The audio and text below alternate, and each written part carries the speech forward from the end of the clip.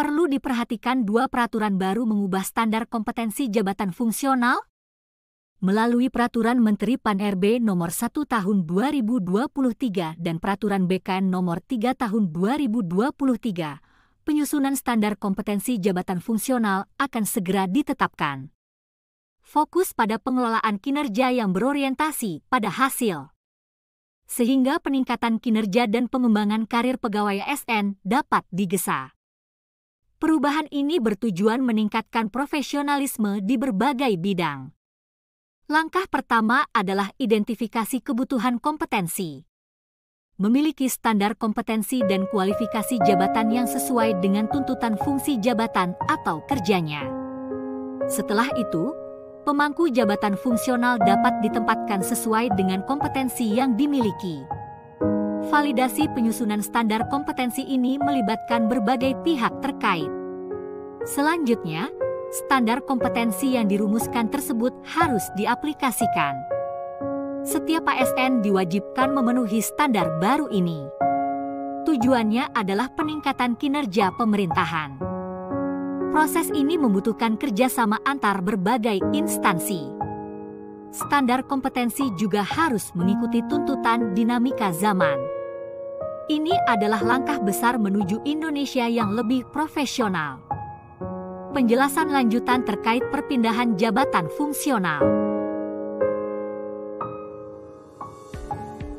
Persiapan dokumen pendukung, sertifikat uji kompetensi. Pastikan sertifikat yang telah diperoleh dari instansi pembina terkait tersedia dan telah dilegalisir jika diperlukan. Surat pernyataan minat. Buat surat pernyataan minat untuk pindah ke jabatan fungsional yang diinginkan. Daftar riwayat hidup atau CV. Siapkan CV terbaru yang mencakup pengalaman kerja dan kompetensi yang relevan dengan jabatan fungsional yang akan dilamar. SK pangkat terakhir, lampirkan salinan SK pangkat atau golongan terakhir. SKP atau sasaran kerja pegawai, 2 tahun terakhir yang telah dievaluasi. Surat rekomendasi atau persetujuan atasan. Jika diperlukan, siapkan surat rekomendasi atau persetujuan dari atasan langsung. Pengajuan permohonan pindah jabatan. Ajukan permohonan. Kirimkan surat permohonan pindah jabatan ke instansi tempat bekerja saat ini melalui jalur administratif yang berlaku. Biasanya melalui Kepala Bagian Kepegawaian. Pengajuan melalui aplikasi. Beberapa instansi menggunakan aplikasi elektronik untuk pengajuan perpindahan jabatan. Pastikan mengikuti prosedur yang berlaku di instansi masing-masing. Proses evaluasi dan persetujuan. Evaluasi oleh instansi asal. Instansi asal akan melakukan evaluasi terhadap permohonan yang diajukan, termasuk mempertimbangkan kebutuhan organisasi dan kompetensi yang dimiliki. Pengajuan ke instansi pembina jabatan fungsional. Jika disetujui, berkas pengajuan akan dikirimkan ke instansi pembina jabatan fungsional yang dituju. Penilaian oleh tim evaluasi jabatan fungsional. Instansi pembina akan melakukan penilaian terhadap berkas dan kompetensi yang dimiliki sesuai dengan ketentuan jabatan fungsional yang diinginkan. 4. Pelatihan dan orientasi. Mengikuti pelatihan teknis jika diperlukan. Beberapa jabatan fungsional mensyaratkan pelatihan teknis tambahan sebelum dilantik. Pastikan mengikuti pelatihan yang diwajibkan. Orientasi jabatan. Setelah disetujui, pegawai biasanya akan mengikuti orientasi jabatan fungsional untuk memahami tugas dan tanggung jawab baru. 5. Penerbitan SK dan pelantikan. Penerbitan SK perpindahan jabatan.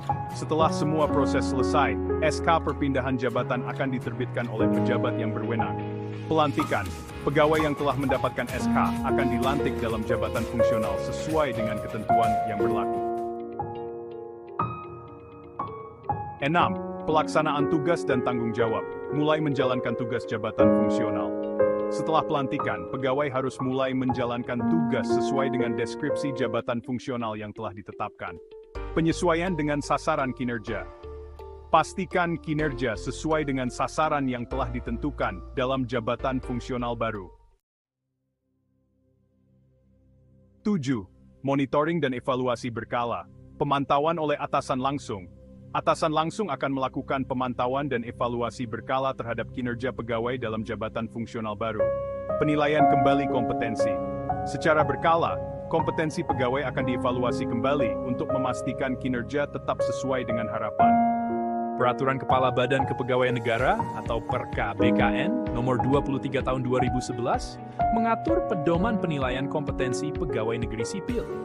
Pedoman ini bertujuan untuk menjamin objektivitas, kualitas, dan transparansi dalam pengangkatan PNS sesuai dengan kompetensinya. Imbul dan uvramuri, lebih tegelasenes. 1. Menyediakan panduan bagi pejabat pembina kepegawaian dalam melakukan penilaian kompetensi PNS.